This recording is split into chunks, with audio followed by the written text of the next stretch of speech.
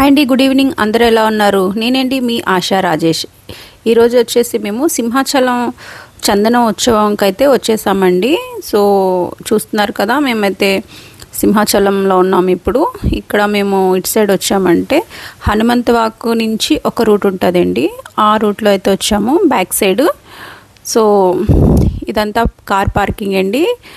ఇక్కడ bikes cars కూడా పైకి అయితే అలౌ చేయట్లేదు. సో కింద నుంచే బస్సులు వేశారు, బస్సుల నుంచే పైకి పంపిస్తున్నారు. భక్తులైతే చాలామంది అయితే తరలి వచ్చారండి. బస్సులు అయితే బేవచ్చంగా చాలా రష్ అయితే ఉందండి. మేమైతే ఏ బస్ ఖాళీగా ఉందని చూస్తున్నాము, వెతుకుతూనే ఉన్నాము. అన్నీ ఆల్మోస్ట్ బస్సులు అన్నీ ఫుల్ అయిపోయేవి. ఇంకా బస్సుల కోసం అయితే వెయిట్ చేస్తున్నారు జనాలు. చూస్తున్నారు కదా ఎన్ని బస్సులు అయితే ఇక్కడ ఉన్నాయండి. ఇది బ్యాక్ సైడ్ పరిస్థితి. ఇంకా ఫ్రంట్ మనకి ఎలా ఉందనేది తెలీదు. మేమైతే బ్యాక్ సైడ్ నుంచి అయితే వెళ్తున్నాం. సో బస్సుల కోసం అయితే మేము వెతుకుతూ ఉన్నాము. బస్సు రాగానే మేము ఎక్కిపోతాము. ఎటు చూసినా జనాలే ఉన్నారండి, బస్సులు అయితే ఖాళీ లేదు. సో పైన ఎలా ఉన్నదనేది వెళ్తే కానీ తెలీదు. మీరు మాత్రంగా మిస్ కాకండి, ఫుల్ వీడియో అయితే చూడండి. దీనికి పెద్ద చరిత్ర అయితే ఉందండి, దానికోసం ఇప్పుడు మీకు చెప్తామండి. సో వీడియో ఫుల్గా స్కిప్ చేయకుండా చూడండి.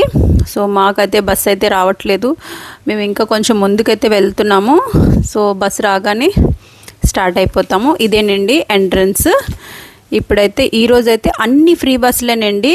మొత్తం భక్తులందరికీ కూడా ఫ్రీగానే ఇక్కడి నుంచి కింద నుంచి అయితే బస్సులు అయితే వేసేసారండి. సో మేము వెయిట్ చేస్తూనే ఉన్నాం. ఇంకా మా ఫ్యామిలీ అంతా కూడా, మా అత్తగారు, మా హస్బెండ్ అందరూ వెయిట్ చేస్తున్నాం బస్ కోసం. సో ఏ బస్ కూడా ఖాళీ లేదు. ఇంకా బస్సులు వస్తాయి అంటున్నారు. సో చూద్దాం ఎప్పుడు వస్తాయనేసి. ఒక 2-3 మినిట్స్ పడుతుంది బస్సులు రావడానికి. బస్సు అయితే చూడండి జనాలు ఎలా పరిగెడుతున్నారో. బస్సు ఇలా రాగానే ఇంకా అలా జనాలు అయితే పరిగెట్టేస్తున్నారండి బస్సు కోసం. సో చూడండి ఫుల్ అయిపోతున్నాయి బస్సులు.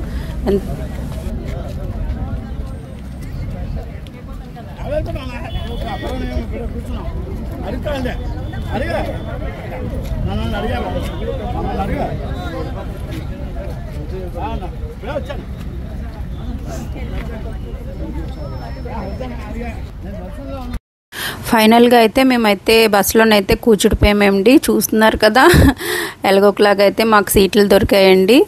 సో మేము ఇప్పుడు కొండ మీదకి అయితే వెళ్తున్నాము. చూడండి, చూసారా పాపం సీట్లు లేకుండా ఎలా నుంచుంటున్నారా. మొత్తం కుక్కి ఎక్కేస్తున్నారండి కొండ మీదకి వెళ్ళడానికి. ఎందుకంటే జనాలు అలా ఉంటారండి. ఈరోజు అయితే పైన అయితే ఇంకా ఎక్కువగా ఉంటారండి.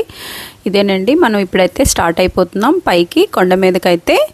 సో చూడండి మొత్తం అసలు ఈ సింహాచలం చందన ఉత్సవం ప్రత్యేకత ఏంటంటే మా వారు ఎక్స్ప్లెయిన్ చేస్తారు. సో వినండి. శ్రీ స్వామివారి చందనోత్సవం సందర్భంగా అక్కడ ఈరోజు జరిగే ప్రత్యేకత ఏంటంటే, శ్రీ సింహగిరిపై వెలిసిన శ్రీ స్వామివారు వరహ లక్ష్మీ నరసింహుడు. దేశంలో వరహ క్షేత్రాలు, నరసింహస్వామి క్షేత్రాలు ఎన్నో ఉన్నప్పటికీ 2 అవతారాల కలయికలో ఉన్న ఏకైక క్షేత్రం సింహాచలం. స్వామి స్వయంభుగా వెలిసిన ఏకైక క్షేత్రం సింహాచలం. శ్రీ స్వామివారు ఏడాది పొడవునా శ్రీగంధపు మైభూతంలో ఉన్నటువంటి స్వామి ఒక వైశాఖ శుద్ధ తదేనాడు మాత్రమే నిజరూపంలోకి వస్తారు. శ్రీ స్వామివారిపై ఉన్నటువంటి చందనం తొలగించడం ఒక ప్రత్యేక పద్ధతిలో జరుపుతారు. తదైకు 2 రోజులు మునుపు నుండి రాత్రులు స్వామివారిపై ఉన్న చందనం మెత్తబడడం కోసం ప్రత్యేక జలాలతో శీతల అభిషేకం చేస్తారు.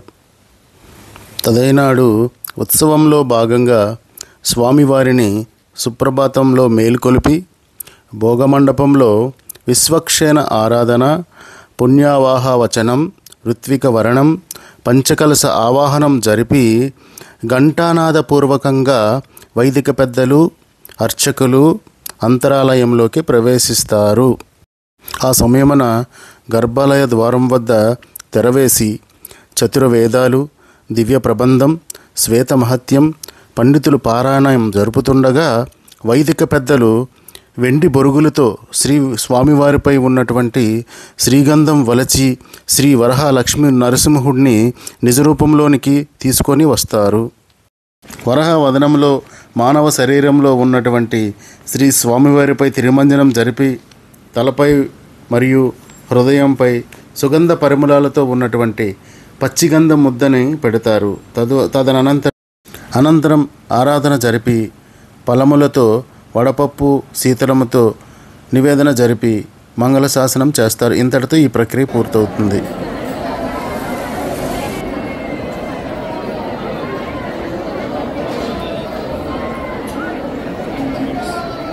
ఇంతవరకు నాకు తెలిసిన విషయం శ్రీ వరహాలక్ష్మి నృసింహస్వామి గురించి అయితే మీతో షేర్ చేసుకుందామని చెప్పి నేనైతే తెలియపరిచాను. మా దర్శనం అయితే కంప్లీట్ అయిపోయింది. శ్రీ వరహాలక్ష్మి నృసింహస్వామికి జై. ఓం నమో నారాయణాయ. మా దర్శనం అయితే కంప్లీట్ అయిపోయిందండి. సో ఫుల్గా జనాలతోనైతే నిండిపోయారండి. లోపటైతే అసలు బీభత్సంగా ఉన్నారు జనాలు. అసలు ఈ టైంలోనే ఇలా ఉన్నారంటే ఇంకా ఎర్లీ మార్నింగ్ అయితే ఇంకెంత జనాలు ఉంటారనేది చూడండి. మేము వచ్చామైతే 4 o'clock వచ్చామండి. సో చాలా రష్ అయితే ఉందండి. మా దర్శనం కంప్లీట్ అయిపోయింది. మేమైతే బయటకు వచ్చేసాము. చాలామంది అలిసిపోయి చాలామంది కూర్చున్నారు లోపటే. సో ఇదండి బ్యాక్ సైడ్ నుంచి అయితే నేను వీడియో షూట్ చేశాను. లోపల దాకా అయితే కెమెరా అయితే పంపించట్లేదు. ఇంకా సింహాచలం అక్కడ మనం వెళ్ళే దారిలో కూడా అక్కడ కూడా ఎంట్రన్స్లో కూడా లోపలికి పంపించట్లేదండి. దూరం నుంచి అందరూ సెల్ఫీలు ఫొటోస్ అన్నీ దిగుతున్నారు కదా, చూస్తున్నారు కదా మీరు కూడా.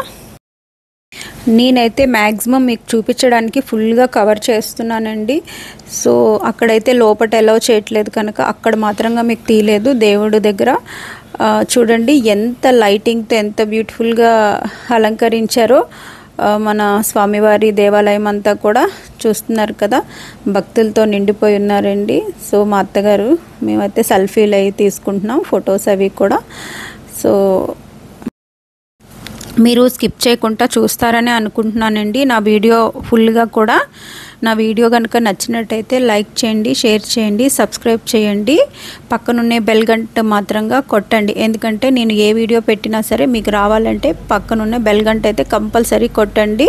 సో నేనైతే చాలా అసలు ఎంత జనాలు ఉన్నా కూడా నేను చాలా బాగా ఎంజాయ్ చేస్తూ దర్శనం అయితే చేసుకున్నానండి. ఆ రోజైతే ఫుల్గా వర్షం అయితే పడిందండి. మాకు ఇక్కడ వైజాగ్లో అయితే ఫుల్ వర్షం అయితే పడింది. ఈ స్వామివారి చందనోత్సవం సందర్భంగా మనకి సమ్మర్లో ఎంత ఎండలు ఉన్నప్పటికీ కూడా ఆ స్వామివారి మహత్యం వల్ల కంపల్సరిగా వర్షం పడి ఆ రోజు చల్లదనం అయితే వస్తుందండి. ఎందుకంటే స్వామివారు నిజరూప దర్శనంలో ఉంటారు కాబట్టి స్వామివారి చల్లదనం కోసం ఆ రోజు వర్షం కంపల్సరిగా కురుస్తుంది. స్వామివారికి చల్లగా ఉండడం కోసం అయితే ఆ రోజు వాతావరణం కూడా ఆహ్లాదకరంగా అయితే ఏర్పడుతుందండి. భక్తులకు ఇబ్బంది లేకుండా హ్యాపీగా దర్శనం చేసుకుని వెళ్ళడానికి అనువుగా ఉండేటటువంటి వాతావరణం అయితే స్వామి కల్పిస్తారు అందరికీ.